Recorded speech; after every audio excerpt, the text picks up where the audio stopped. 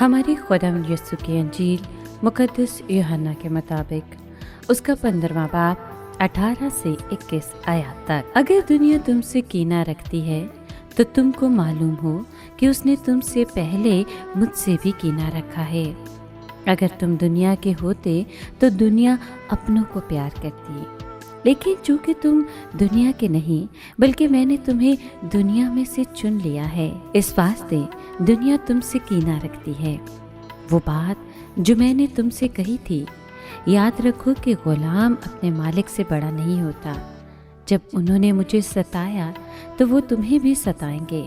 اگر انہوں نے میرے کلام کو مانا ہے تو وہ تمہارا بھی مانیں گے، لیکن لوگ یہ سب کچھ میرے نام کے سبب سے تم سے کریں گے، کیونکہ جس نے مجھے بھیجا ہے وہ اسے نہیں جانتے۔ پاک کلام کے پڑھے اور سنے جانے پر خداوند کی برکت ہو، خدا کا شکر ہو۔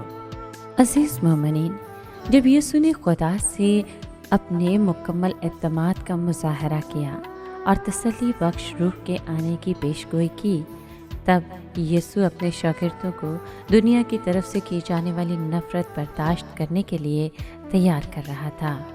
دنیا مسیحیوں سے رفاقت رکھنے کے خلاف ہے۔ نفرت دنیا پر حکمران ہے، لیکن محبت مسیحی رفاقت کی حفاظت کرتی ہے۔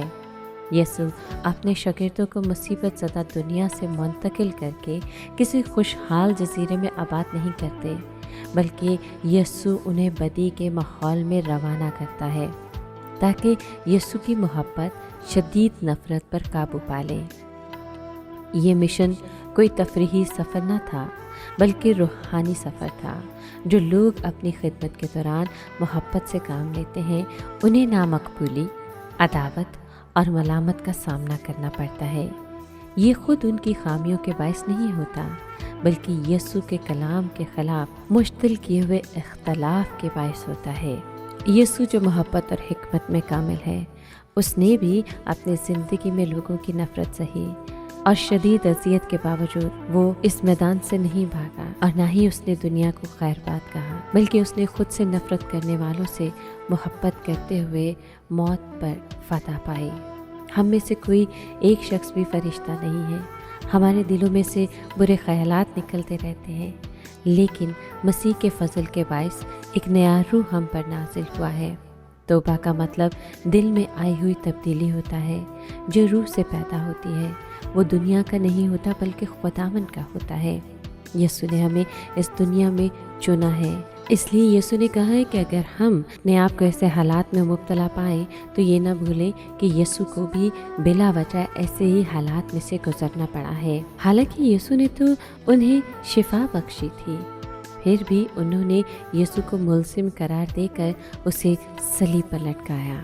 یسوع نے آپ کے لیے، میرے لیے ایک عظیم وعدہ کیا ہے، وہ یہ کہ وہ لوگ تمہیں ستائیں گے اور تم سے لڑیں گے، پھر بھی ان میں سے بعض لوگ تمہاری گواہی سنیں گے، جیسا انہوں نے یسوع کی گواہی سنی تھی۔ جس طرح روح سے تقویت پایا ہوا یسوع کا کلام سامعین میں ایمان اور محبت پیدا کر گیا، اسی طرح تمہاری گواہی سننے والوں میں سے چند لوگوں میں اپنی زندگی پیدا کرے گی۔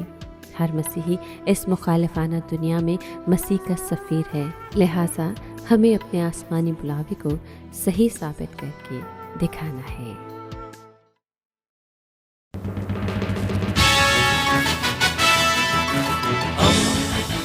دوستی کا پیمبر، ریڈیو ویریٹاس ایشیا۔